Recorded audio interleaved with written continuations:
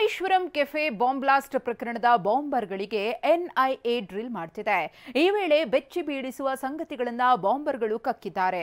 ಈ ವೇಳೆ ಕ್ರಿಮಿಗಳು ಟಾರ್ಗೆಟ್ ಮಾಡಿದ್ದು ಐಟಿ ಸೆಕ್ಟರ್ ಆಗಿತ್ತು ಅನ್ನೋದು ಬಯಲಾಗಿದೆ. ರಾಮೇಶ್ವರಂ ಕೆಫೆ ಸ್ಫೋಟ, ಬೆಚ್ಚಿ ಬೀಳಿಸುವ ಸಂಗತಿ ಕಕ್ಕಿದ ಬಾಂಬರ್. ಟಾರ್ಗೆಟ್ ಇದ್ದಿದ್ದೇ ಒಂದು, ಬಾಂಬ್ ಇಟ್ಟಿದ್ದೇ ಮತ್ತೊಂದು ಕಡೆ. ನಿಮಗೆ ನೆನಪಿರಬಹುದು, ಮಾರ್ಚ್ 1 ಮಧ್ಯಾಹ್ನ 12:55 ಸುಮಾರಿಗೆ ಮಾರತ್ಹಳ್ಳಿ ಸಮೀಪದ ರಾಮೇಶ್ವರಂ ಕೆಫೆಯಲ್ಲಿ ಬಾಂಬ್ ಬ್ಲಾಸ್ಟ್ ಆಗಿತ್ತು. ಬಾಂಬರ್ ಇನ್ನೇನು ತಗಲಾಕೊಂಡ ಅನ್ನುವಷ್ಟರಲ್ಲಿ ನಿಗೂಢವಾಗಿ ನಾಪತ್ತೆಯಾಗಿದ್ದ.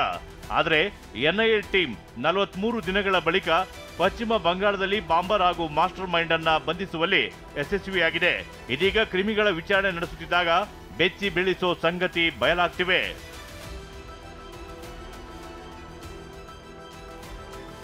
ಎನ್ಐಎ ವಿಚಾರಣೆ ವೇಳೆ ಬಾಂಬರ್ ಮುಸಾವೀರ್ ಹಾಗೂ ಮತೀನ್ ತಾಹಾ ಆಘಾತಕಾರಿ ಸತ್ಯ ಹೊರಹಾಕಿದ್ದಾರೆ.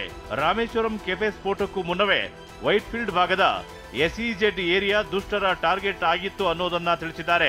ಎಸ್ಇಜೆಡ್ ಅಂದ್ರೆ ಸ್ಪೆಷಲ್ ಎಕಾನಮಿ ಝೋನ್, ಅರ್ಥಾತ್ ವಿಶೇಷ ಆರ್ಥಿಕ ವಲಯಗಳು ಎಂದರ್ಥ. ಐಟಿಬಿಪಿ ಕಂಪನಿಗಳು ಹೆಚ್ಚಿರುವ ಈ ಭಾಗದಲ್ಲಿ ಬ್ಲಾಸ್ಟ್ ಮಾಡಿದ್ರೆ ಜಾಗತಿಕ ಮಟ್ಟದಲ್ಲಿ ಸದ್ದು ಮಾಡಬಹುದು.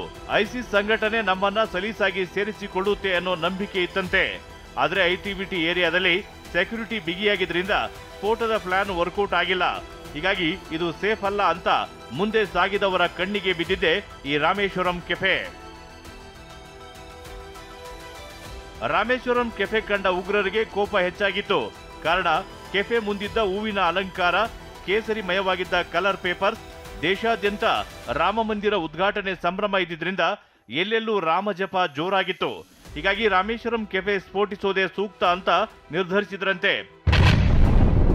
ಅದರಂತೆ ಮಾರ್ಚ್ 1ರಂದು ಬಾಂಬ್ ಬಿಟ್ಟು ಎಸ್ಕೇಪ್ ಆಗಿದ್ದಾಗಿ ಎನ್ಐಎ ವಿಚಾರಣೆ ವೇಳೆ ಬಾಯ್ಬಿಟ್ಟಿದ್ದಾರೆ. ಜಗದೀಶ್, TV9 ಬೆಂಗಳೂರು.